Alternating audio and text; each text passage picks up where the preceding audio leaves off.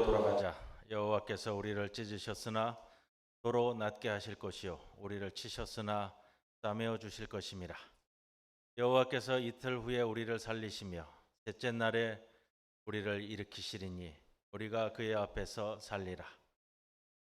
수고하고 무거운 짐진 자들아 다 내게로 오라 말씀하신 주님, 그 사랑의 초청에 응답하여 우리가 주님께로 나아왔습니다.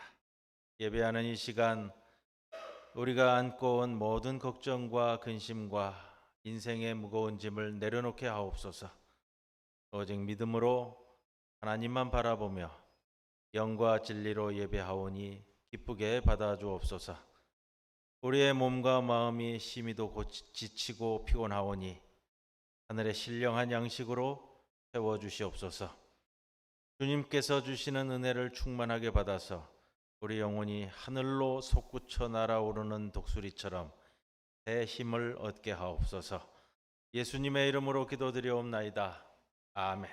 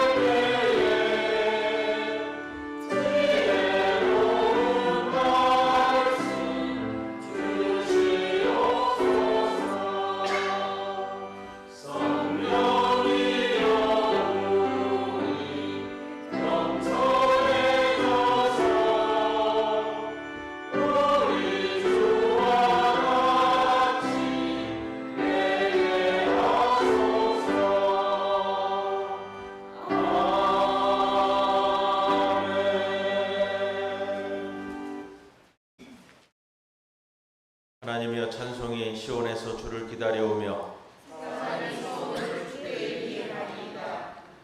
기도를 들으시는 주여 모든 육체가 주께 나아오리이다.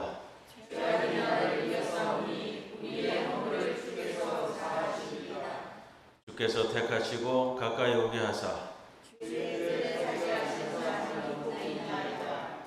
우리가 주의 집 곧 주의 성전의 아름다움으로 만족하리이다.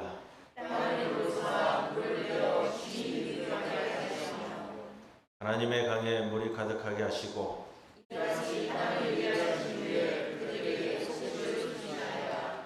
초장은 양떼로 옷 입었고 골짜기는 곡식으로 덮였음에 아멘. 전능하사 천지를 만드신 하나님 아버지를 내가 믿사오며 그 외아들 우리 주 예수 그리스도를 믿사오니 이는 성령으로 잉태하사 동정녀 마리아에게 나시고 본디오 빌라도에게 고난을 받으사 십자가에 못 박혀 죽으시고 장사한 지 사흘 만에 죽은 자 가운데서 다시 살아나시며 하늘에 오르사 전능하신 하나님 우편에 앉아 계시다가 저리로서 산 자와 죽은 자를 심판하러 오시리라. 성령을 믿사오며 거룩한 공회와 성도가 서로 교통하는 것과 죄를 사하여 주시는 것과 몸이 다시 사는 것과 영원히 사는 것을 믿사옵나이다. 아멘.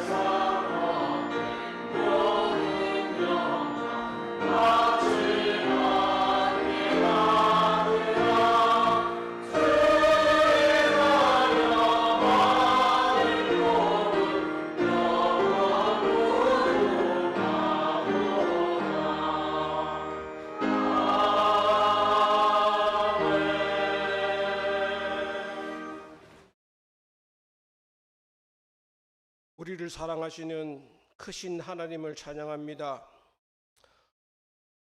오늘 거룩한 주일을 맞아 성도들이 한자리에 모여 성령 강림 후 셋째 주일로 하나님께 예배드려오니 이 자리에 임재하여 주시기를 기도합니다.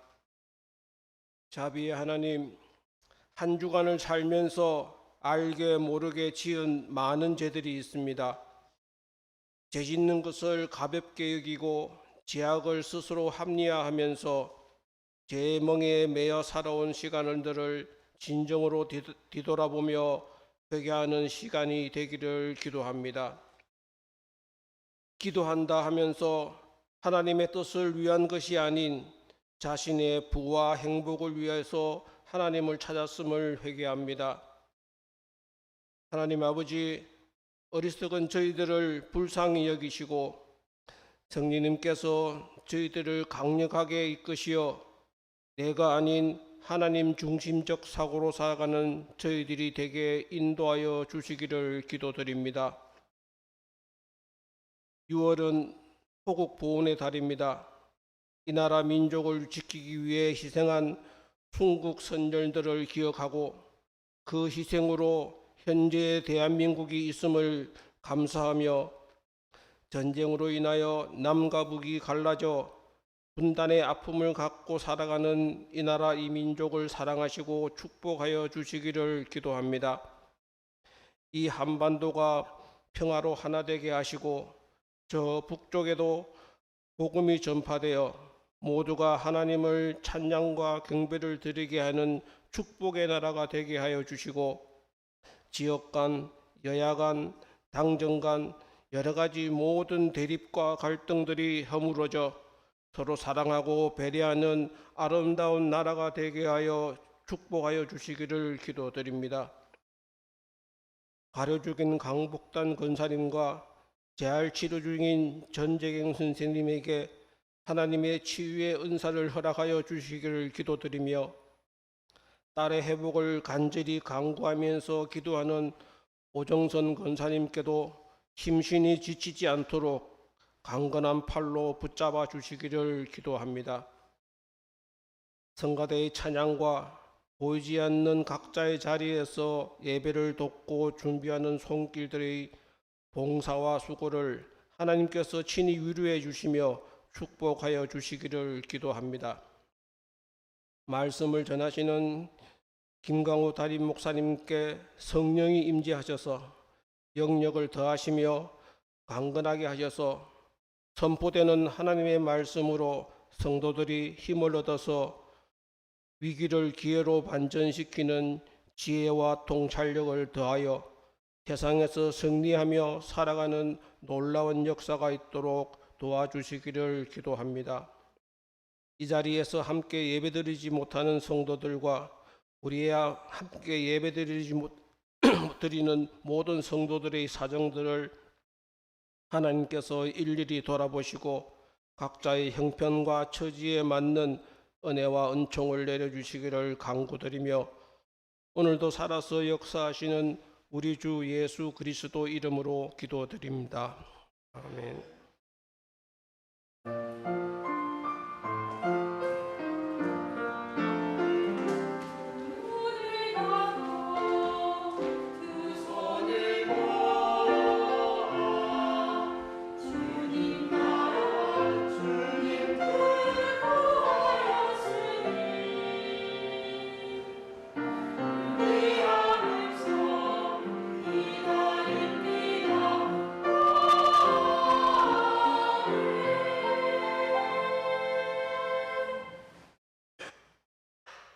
오늘 시편 말씀은 32편 7절에서 11절입니다. 주는 나의 은신처이오니 환난에서 나를 보호하시고 구원의 노래로 나를 두르시리이다. 내가 내 갈 길을 가르쳐 보이고 너를 주목하여 훈계하리로다. 너희는 무지한 말이나 노새같이 되지 말지어다. 그것들은 재갈과 굴레로 단속하지 아니하면 너희에게 가까이 가지 아니하리로다. 악인에게는 많은 슬픔이 있으나 여호와를 신뢰하는 자에게는 인자하심이 두르리로다. 너희 의인들아 여호와를 기뻐하며 즐거워할지어다. 마음이 정직한 너희들아 다 즐거이 외칠지어다. 이는 하나님의 말씀입니다.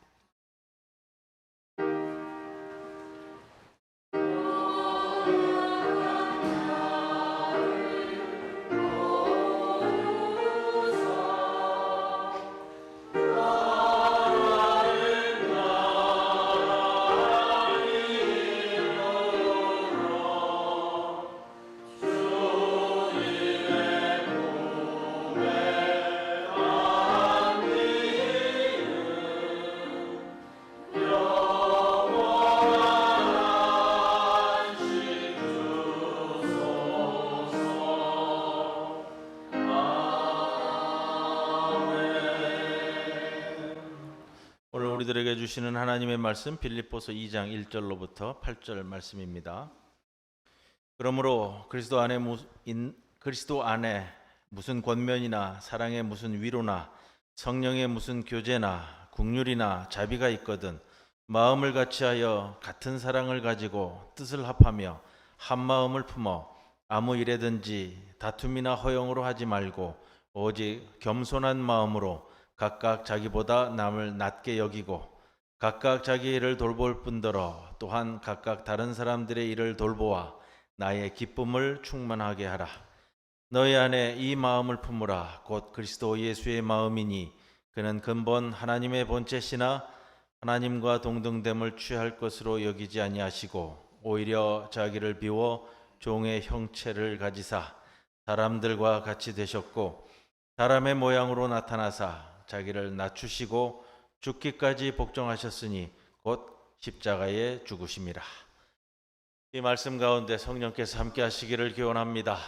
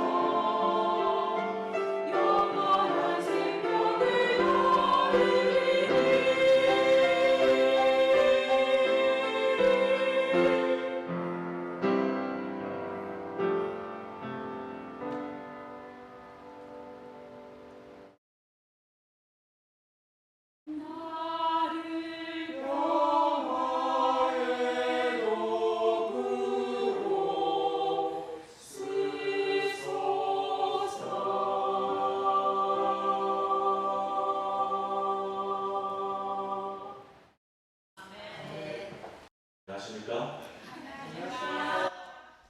보름 동안 안식 갖고 돌아왔습니다. 무엇보다도 우리 성도 여러분들 얼굴 보니까 제일 안식한 것보다 더 좋습니다. 근처에 있었습니다. 거제, 합천, 남해 이렇게 쉬다가 먹고 자고 쉬고 산책하고 특별하게 뭐 신경 쓰지 않고 있다가 돌아왔고요.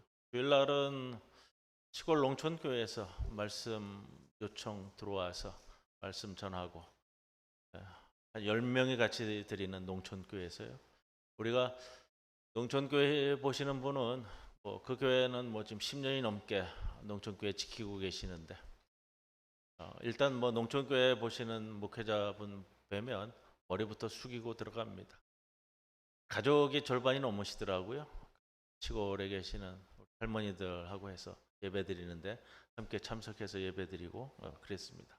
목사가 외부에 나가면요 어디 가서 예배 드린다라는 것이 마땅치가 않더라고요. 늘 다른 교회 그냥 불쑥 찾아가는 것도 어떨 땐 신뢰가 되기도 하고 선배 후배 뭐 목회지에 봉지를 하고 가도 뭐 불편해하시는 것 같고 뭐 그런 모습들이 있어가지고 이번에는 아예 제가 안식하는 거 알고 말씀 요청한 교회에 가서 예배 드리고 그렇게 왔습니다. 지난 보름을 지내면서 뭐 저희 집에는 뭐 TV가 없잖아요. TV가 없어서 이제 바깥에 나가면 이래저래 TV를 틀고 뉴스를 보게 되는데 또 인터넷상에서도 굉장히 지금 계속 시끄러운 뭐 후쿠시마 지금 핵 폐수 방출건 때문에요. 세월이 하수상하다라는 것이 고조에 달할 정도로 좀 어려운 시기에 들어왔다라는 생각을 듣는데 이번에 안식하면서도 이제 그런 깊은 생각이 듭니다. 우리가 하나님 앞에서 영적으로 힘 있는 교회가 되어야겠다라는 생각이 깊습니다. 힘 있는 교회가 되겠다라고 영적으로 힘 있는 파워풀한 교회가 되어야 되겠다라는 생각을 가지면서요. 초대교회 여러 가지 모습들을 살피게 되는데 하나님 앞에서 그런 생각을 가지게 됩니다. 교회가 영적으로 힘을 가지려면 영적으로 좀 파워풀하려면 어떻게 해야 될까? 그래서 우리 교회를 살펴보면서 제가 뭐 한 몇 주 정도 이제 말씀을 그렇게 좀 준비를 하고 있는데 우리 교회에 대해서 교회론에 대해서 말씀을 좀 나누어야겠다라는 생각이 들어서 오늘 이제 첫 번째 시간을 시작을 합니다. 사도 바울이 13편의 서신서를 기록을 했습니다. 오늘은 빌립보서인데 빌립보서는 빌립보 교회에 전하는 편지입니다. 그 내용들을 보면 모두 다 실제적으로 또 역사적으로 초대교회 환경이 굉장히 어려운 환경입니다. 그런데 어려웠던 우리 초대교회 가운데 교회가 질이 멸렬하게 사라져버린 교회는 없고요. 환난도 많고 핍박도 많고 어려움도 많은데 사라진 공동체가 아니라 오늘까지 이어져 왔고 오늘까지 그 능력을 발휘해 왔다라는 말씀을 드립니다. 모일 장소가 없어서 때로는 도망가다 더 이상 도망갈 곳이 없으니까 카타콤이라는 무덤에 들어가서 도시를 형성하고 공동체를 만들어서 예배를 드린 것, 저는 그 영상을 볼 때마다 참 신비롭다라는 생각이 듭니다. 우리 여러분들 가운데는 성지순례 가셔서 보신 분도 계시지만 저는 영상으로 봤습니다만 뭐 좋은 것 같아요. 편하게 이런 것들을 다 요즘 유튜브에서 살피면 다 나와서 실제로 가면 놓치고 오는 것까지도 유튜버들이 다 이렇게 보여주고 그러니까요. 여러분, 당시에 그렇게 어려웠던 교회가 사라지지 않고 오늘날 이루어낸 모든 것들이 놀라운 이유는 어떤 상황에서도 교회가 힘을 가지고 있었다라는 말씀을 좀 드리고 싶어요. 코로나 이후에 지금 참 여러 가지 어려움이 있잖아요. 코로나 이후에 또 새로운 어려움들이 닥치고 있고요. 이 작은 교회들은 이렇게 저렇게 참 어려운 가운데 벗어나지 못하는데 초대교회들은 당시 우리가 지금 처해져 있는 이런 상황보다도 더 어려운 그 어떤 세상적인 핍박과 환난 속에서도 교회가 가지고 있었던 파워는 실로 대단했다라는 것을 평가할 수 있습니다.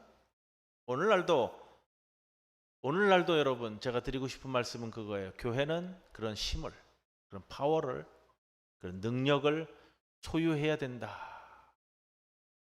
그리고 그 영적인 힘과 능력을 가지고 사회에 미치는 영향력을 확대해야 된다라는 말씀을 좀 드립니다. 여러분, 초대교회를 떠받치는 파워가 무엇일까? 오늘은 이제 그 부분을 좀 말씀을 드리려고 그래요. 초대교회를 뒷받침하고 있었던 그 능력은 무엇이었을까? 그 힘은, 그 힘의 바탕은 무엇이었을까? 우리가 교회를 칭할 때 이런 표현을 씁니다. 공동체. 공동체라고 그러잖아요. 교회를. 같이 하는 집단이라는 뜻입니다. 우선 중요한 것은 우리 공동체 자체가 어떤 공동체냐라는 겁니다. 그 부분에 있어서 여러분, 오늘 가장 중요한 단어 표현을 제가 이거를 좀 드리고 싶고요. 여러분들 꼭 기억하셔야 될 것 같아요. 함께라는 단어예요. 함께. 함께하는 공동체가 교회입니다. 오늘 말씀 제목이에요.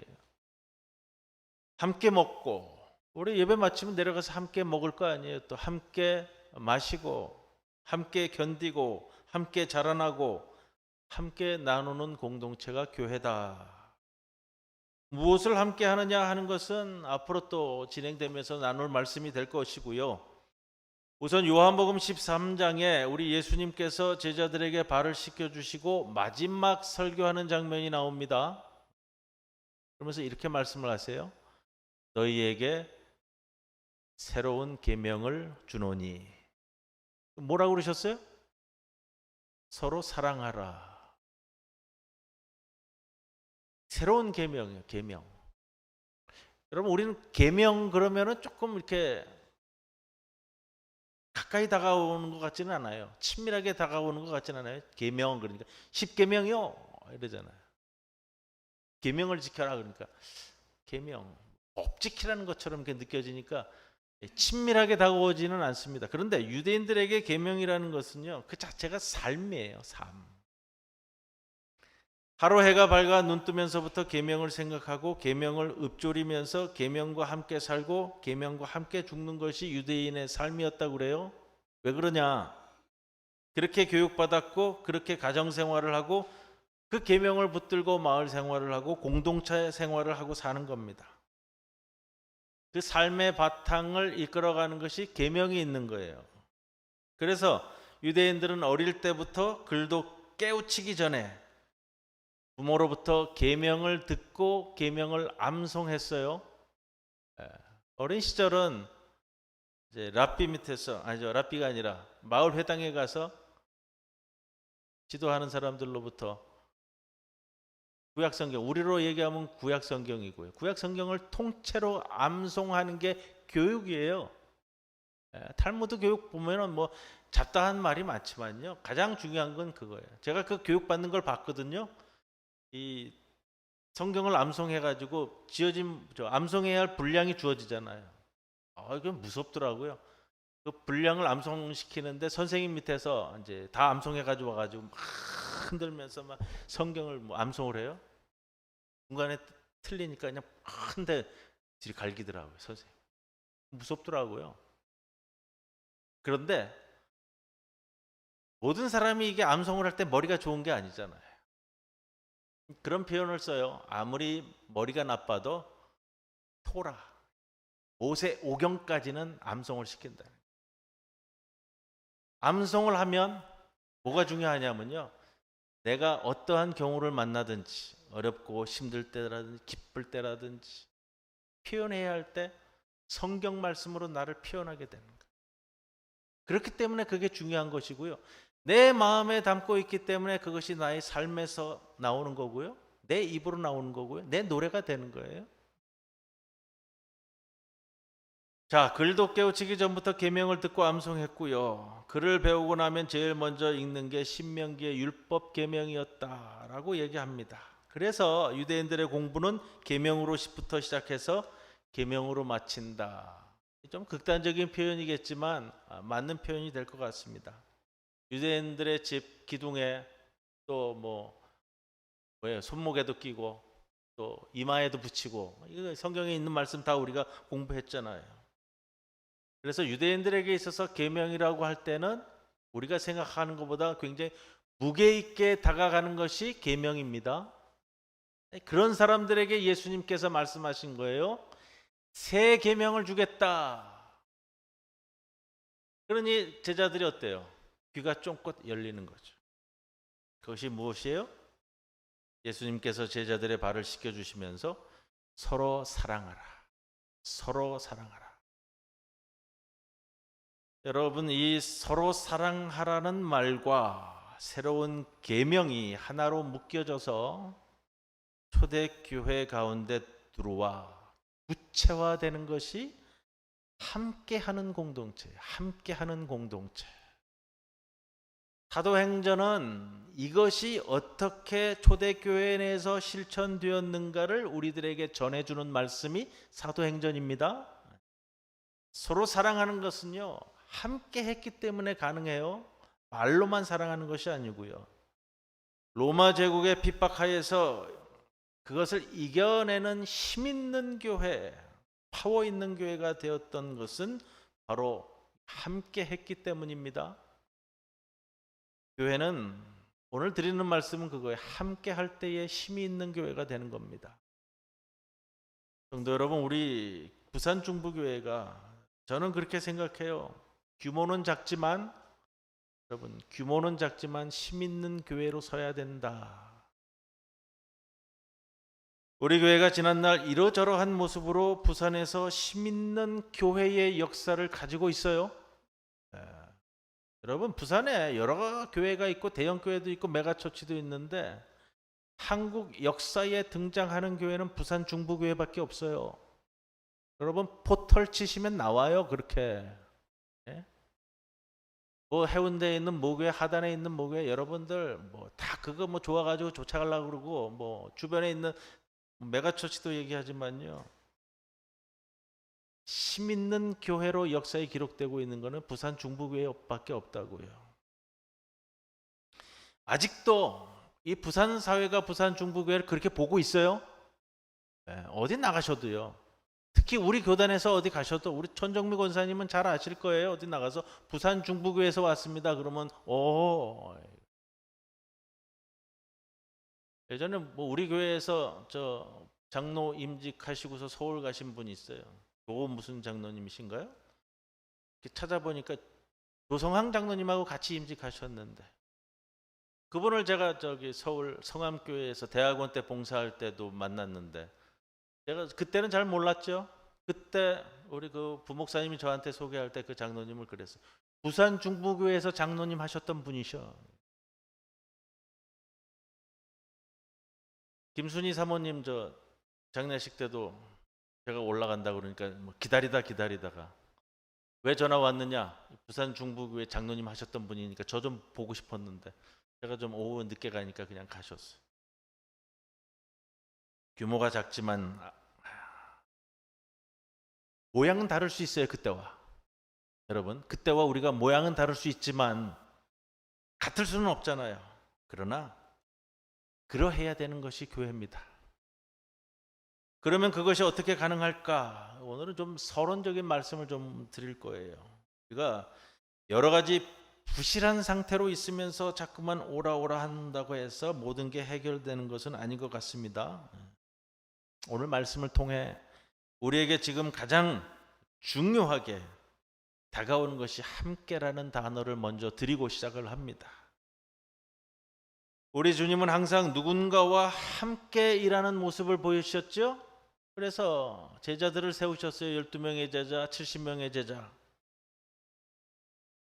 그렇게 부르셔서 세웠고요. 사도행전의 초대교회는 7집사를 세워서 일을 같이 했습니다. 함께 했다는 거예요.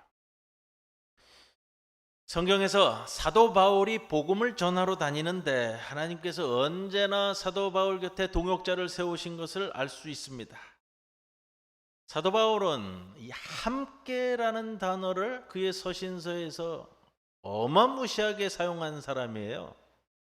찾아봤어요, 제가. 우리 성경에만 몇 번이 나오나. 바울 서신서 13편. 검색하면 다 나와요. 성서공회 사이트에 들어가서 딱 치면 나오는데요. 몇 번 등장할까요? 이 단어가 140번 정도 쓰고 있어요. 사도 바울이. 오늘 빌립보서는 매 장마다 서너 번씩 나와요.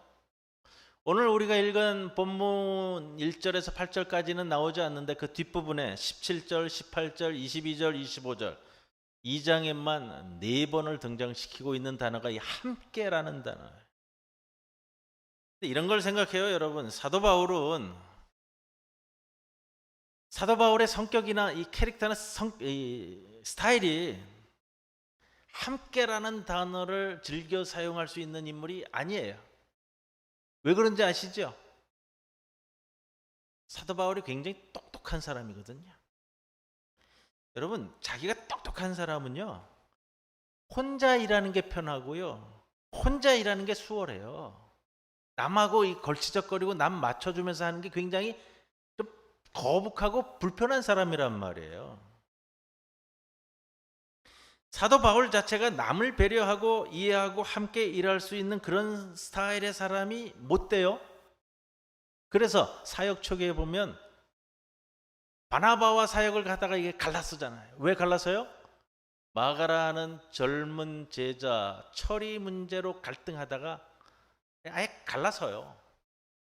이게 이제 초기 사역의 사건이었는데, 그럼에도 불구하고 사도 바울이 이 단어를 즐겨 쓰고 동역자를 귀하게 여기고 그 동역자와 손발을 맞추어 일할 줄 알았던 이유는 예수님을 만난 후에 은혜 받고 보니까 복음의 힘이라는 것은 여러분 함께 일할 때 시너지 효과를 발휘한다라는 걸 알았기 때문이에요. 깨달았기 때문이에요. 우리가 시너지 효과라고 하죠. 시너지 효과. 그럼 뭐예요? 1 플러스 1이 2가 아니고 1 더하기 1이 3이 되고 5가 되고 10이 되고 함께 할 때 능력이 늘어나는 것처럼 그걸 시너지 효과라고 그러죠. 여기서 시너지에서 신이 헬라어로 함께라는 말이에요. 여러분, 우리가 기도할 때도 마찬가지입니다. 혼자 기도하는 것보다 함께 기도할 때 훨씬 하나님의 역사가 강하게 역사하시는 것을 우리가 경험하고요. 예배는 혼자 드릴 수 있는 게 아니에요. 이 코로나 지내면서 아직도 방송으로 유튜브로 이게 예배 드린다고 혼자 예배 드리는 사람들, 요즘 본인들이 고백을 하시더라고요. 저한테 피폐해진다고요. 영적으로. 예배는 함께 드리는 거예요. 함께. 찬송도 여러분 내 혼자 부르는 것보다, 우리 오늘 예배 마치고도 함께 찬송 드릴 텐데 함께 찬송 드릴 때 힘이 되고 은혜가 되잖아요. 사도 바울은 이걸 깨닫고 난 뒤에 그의 사역에 그 편지는 늘 함께라는 단어를 도배하고 있습니다. 그러면 여러분, 우리가 어떻게 해야 함께 할 수 있을까? 본문 들어갑니다. 1절에 그러므로 그리스도 안에 있는 무슨 권면이나 사랑의 무슨 위로나 성령의 무슨 교제나 긍휼이나 자비가 있거든 표현하죠. 마음을 같이하여 같은 사랑을 품고 뜻을 합하여 한 마음을 품어. 자, 권면하고 위로합니다. 어떻게 권면하고 위로해야 능력 있게 할 수 있을까? 쉽게 생각하면 이거예요, 여러분. 누군가를 도와줘야 되는데 권면이든 위로든 우리가 생각할 때 어떻게 도와줘야 능력 있는 도움이 될까요? 많이 하면 될까? 많이. 그죠? 위로가 필요해요. 진짜 그 사람에게 어떤 위로가 그 사람을 살리는 위로가 되려면 어떻게 위로해야 될까? 그저 많이 하면 될까? 그 권면과 위로가 그 속에 뭐가 있어야 될까? 그걸 오늘 3절 말씀에 이렇게 전해줍니다. 아무 일이든지, 이건 그거예요. 뭘 하든지 간에 다툼이나 허영으로 하는 것은 절대 효과가 없다. 그러나 그렇게는 하지 마라. 여러분, 구제든 사랑이든 어떤 것을 하더라도 하나님 앞에서 허영으로 하는 것은 힘이 없는 거예요.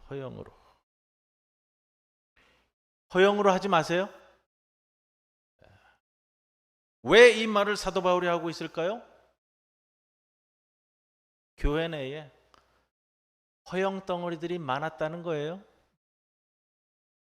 허영으로 예수 믿고, 허영으로 찬송하고, 허영으로 위로하고, 허영으로 권면하고, 허영으로 자리 차지하고. 그러면 무슨 마음으로 하라고 그러고 있어요? 오직 겸손한 마음으로. 권면을 하든 위로를 하든 뭘 하든 겸손한 마음으로 할 때 위로가 된 능력 있는 것이 되는 겁니다. 겸손이에요. 오늘 본문에서 그렇게 우리에게 첫 번째로 전해주는 말씀이에요. 함께 하려면, 함께하는 공동체인 이 교회를 세워가려면 겸손해야 됩니다.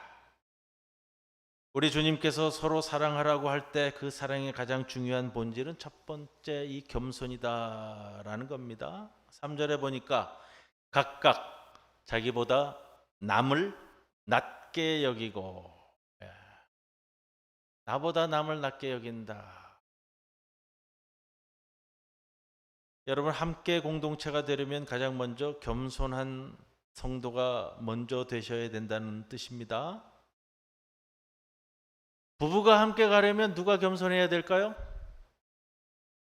남편이요? 똑같이요? 여러분, 내가 겸손해야 되는 거예요. 여러분, 나도 겸손하니까 너도 겸손해라. 이거보다는 내가 겸손해야 돼. 겸손한 부부가 그렇게 가는 겁니다. 함께 가려면.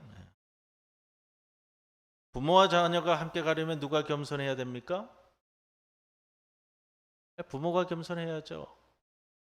자녀 보고 너 내 앞에서 겸손하라 이 말 하기 전에 부모가 자녀 앞에서 겸손할 수 있으셔야 돼요. 목사와 성도는 누가 겸손해야 됩니까? 답을 못 하세요. 왜? 목사와 성도 중에 누가 겸손해야 돼요? 목사예요?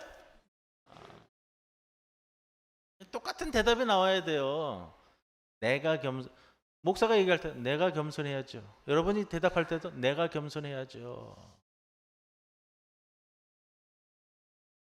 겸손하려면 여러분, 사도 바울이 오늘 본문에서 이걸 정말 귀하게 깨달은 것인데, 내 성품이나 인격이나 내 결심이나 결단 가지고 하는 겸손은 겉모습의 겸손이에요.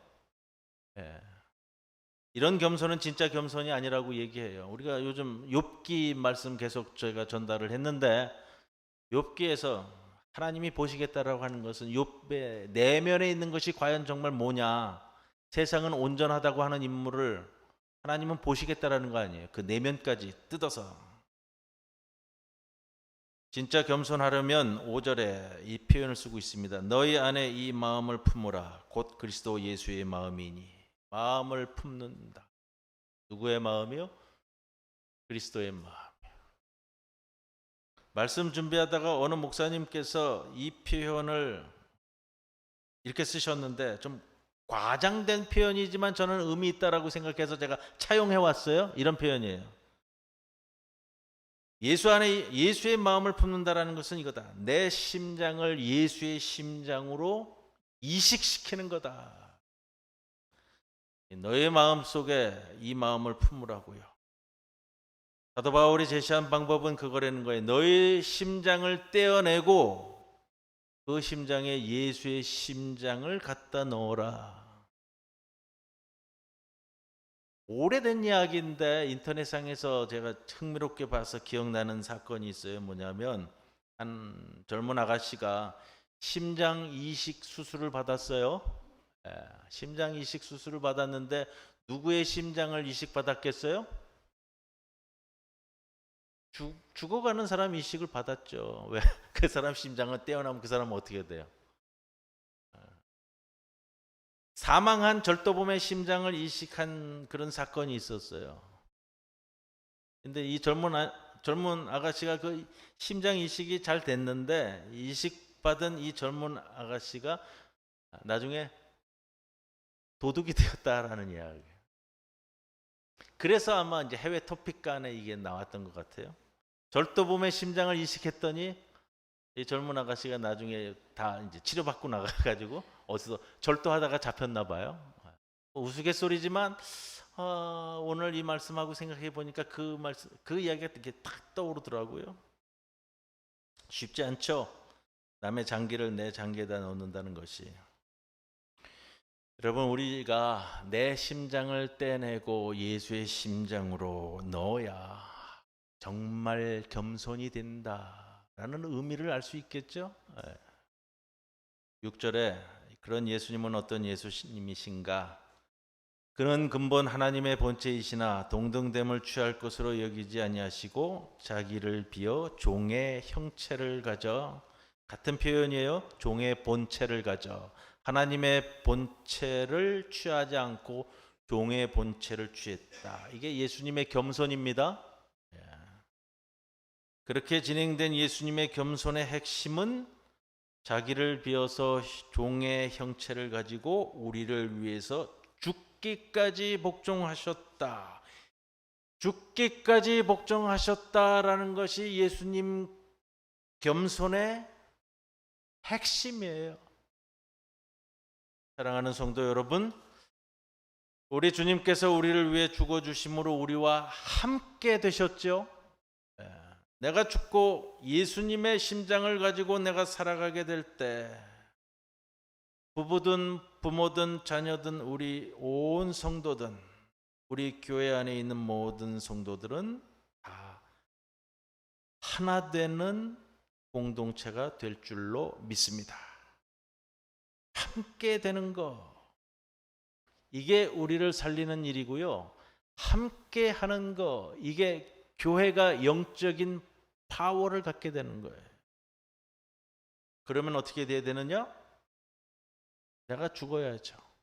예수님이 죽었듯이 우리를 위해서 내가 죽을 수 있어야 돼요. 나를 자꾸 내세우려고 하지 말고요. 자꾸 내 허영을 앞에 내세우려고 하지 말고요. 하나님 앞에 내 자존심이 어디 있어요? 하나님이 볼 때 뭐 네 자존심 그 뭔데? 예? 근데 자꾸 그래 교회 와서 내 허영, 내 자존심을 세우려고 그런다고요? 다른 성도들은 아무도 인정 안 해요, 그거. 자기만 그거 가지고 전전긍긍한단 말이에요. 허영으로 하지 말고 내가 죽으면 사는 거예요. 로마서 12장에 보면 15절에 사도 바울이 오늘 본문 말씀하고 똑같은 말씀을 하십니다. 즐거워하는 자들과 함께 즐거워하고 우는 자들과 함께 울라. 이거 안 되는 사람 많잖아요. 세월호, 이태원, 용산, 며칠 전에는요 노동자가 경찰에게 쇠파이프로 두들겨 맞는데 법으로 정당하다라고 얘기하는 거는요 그리스도인의 마음이 아니에요. 그리스도인에게는 가장 먼저 우선이 되는 거는 생명의 생명. 즐거워하는 자들과 함께 즐거워하고 우는 자들과 함께 울라라고 하셨는데 이거 안 되는 사람 많다고요. 서로 마음을 같이 하며 높은 데 마음을 두지 말고 도리어 낮은 데 처하며. 오늘 말씀을 연결하면 뭐죠? 겸손이잖아요. 겸손하게 하는 거예요. 우리가 모두 함께 하자고 할 때 제가 우리 교회 보면서 아쉬워하는 게 있어요. 이 경조사 장례식 때 보면 정말로 함께 하지 않는 모습이 보일 때가 있어요. 가끔은 전도사에서도 나오잖아요. 결혼식엔 안 가도 장례식엔 가라고. 함께 우는 것이 얼마나 중요한지 모르겠어요. 오늘 여신도회 남신도회 기관주일 모입니다. 함께 하는 거예요. 작은 자리를 하더라도 내가 함께 하는 거고요. 성경 통독도 함께 하라고 제가 강조하는데 오늘 주보에는 제가 성경 통독에다 권면 공동체 성경 읽기 유튜브에 있습니다. 적어놨어요. 유튜브에 가서 치시면 돼요. 공동체 성경 읽기. 요즘 이사야서인가요? 이렇게 틀어놓고 해당되는 거예요. 본문도 뜹니다. 드라마틱하게도 들어오니까 지루하지 않고요. 말씀도 쏙쏙 들어오는 거 제가 성경 읽는 거 제가 유튜브 다 찾아가지고 마지막에 제가 한 달 전쯤에 한번 권면 드렸을 거고요. 하시는 거예요. 오후 예배는 뭐 많이 참석을 못 하시더라도 수요 예배는 녹화 영상으로 올리면은 욥기 펴놓고서 읽으면서 같이 듣고서 하시는 거예요. 일주일에 30분, 40분이에요. 기도하자고 그랬잖아요, 여러분. 111 신앙 우리가 기도하자고 그랬죠. 여러분 기도하셨어요? 전재경 성도 위해서 기도하셨냐고요? 매일 기도하셔야죠. 여러분 기도 안 하시면 참 힘들어져요.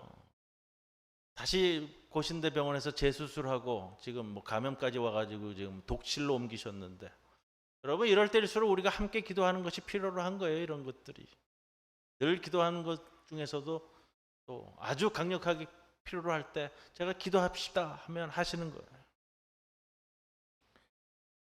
적어도 앞으로 우리가 다른 것들을 이야기하기 전에 하나님 앞에 심장 이식 수술을 받은 성도가 되셔야 되는데요. 그 결과로 교회가 하는 일에 함께 하시는 겁니다. 함께 기뻐하고 함께 울 줄 알아야 됩니다. 수십 년 이렇게 목회를 하고 지나가면서 보니까 함께 웃고 함께 울 수 있으면 다 함께 할 수 있습니다. 한쪽은 우는데 한쪽은 기뻐하고, 한쪽은 기뻐하는데 한쪽은 이게 아니고, 내가 아무리 슬픈 일을 당해도 누가 기쁜 일을 당하면 가서 진정으로 기뻐해 줄 줄 알고, 내가 아무리 기쁜 일이 많고 내게는 좋은 일이 많지만 누가 아픔을 당하면 가서 진심으로 울어줄 수 있을 때, 그때 정말 하나가 되는 겁니다. 우리 부산 중부교회 공동체는 진심으로 함께 기뻐하고 함께 울 수 있는, 함께하는 공동체가 되기를 우리 주님의 이름으로 간절히 축원을 드립니다. 고마우신 아버지 하나님, 오늘도 주님 우리를 불러주시사 부산 중부교회 공동체의 일원이 되게 하셨습니다. 주님 부르심에 응답하는 삶을 올곧게 살아가게 하여 주옵소서. 예수의 심장을 우리의 가슴에 이식해서 겸손함을 안고 함께하며 나아가는 주의 거룩한 백성 되게 하옵소서. 예수님의 이름으로 기도드리옵나이다. 아멘.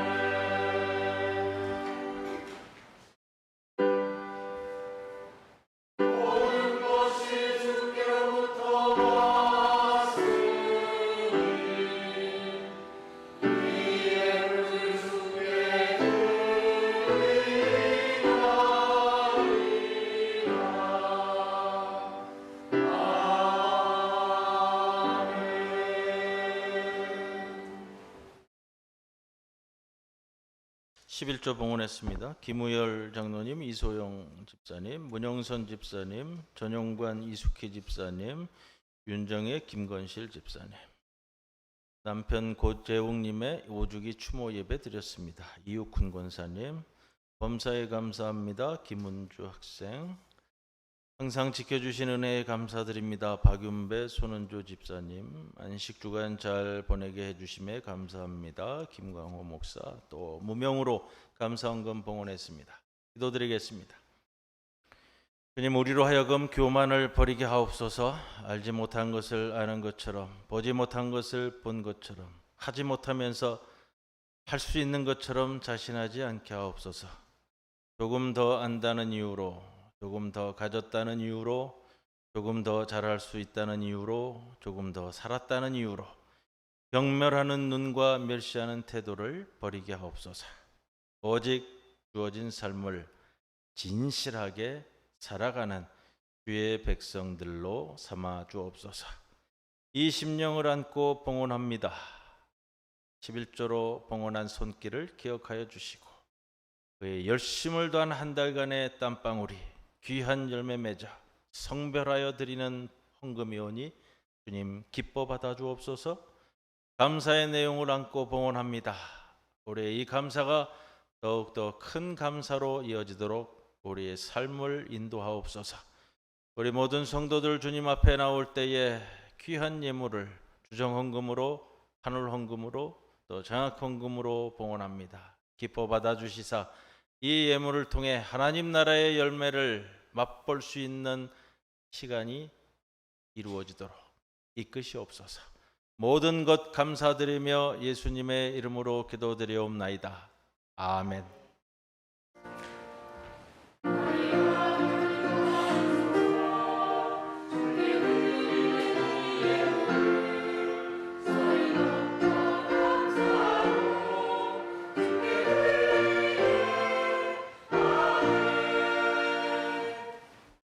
날이 많이 더워졌습니다. 우리 앞뒤 옆에 계신 분들과 함께 인사 나누겠습니다. 주님의 평안을 빕니다. 주님의 평안을 빕니다. 윤정혜 집사님이 오면 제가 항상 기분이 좋습니다. 광고 주보에 있습니다. 정기 봄신방 다시 재개를 합니다. 빠진 가정들 신청해 주시면 이번 화요일 날도 한 군데 지금 신방이 있고요.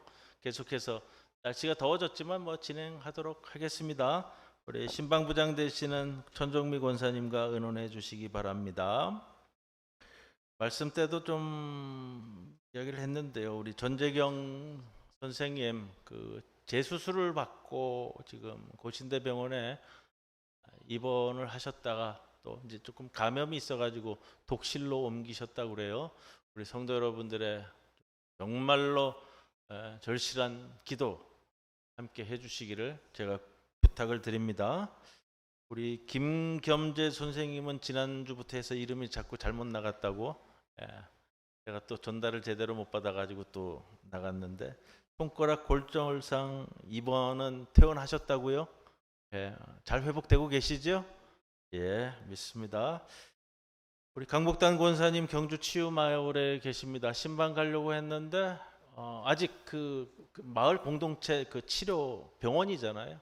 아직 그 안에 들어오는 거를 허락을 안 한다고 해가지고 안 하고 있고 우리 강 권사님도 연세가 있으셔가지고 점점 기력이 빠지시나 봐요. 전화를 드렸더니 그런 말씀을 하시는데 그래도 이제 원장 선생님이 이제 자기 사위 되시니까 여러 가지로 또 잘 보살펴 주시고 해서 그냥 거기 계신다고요.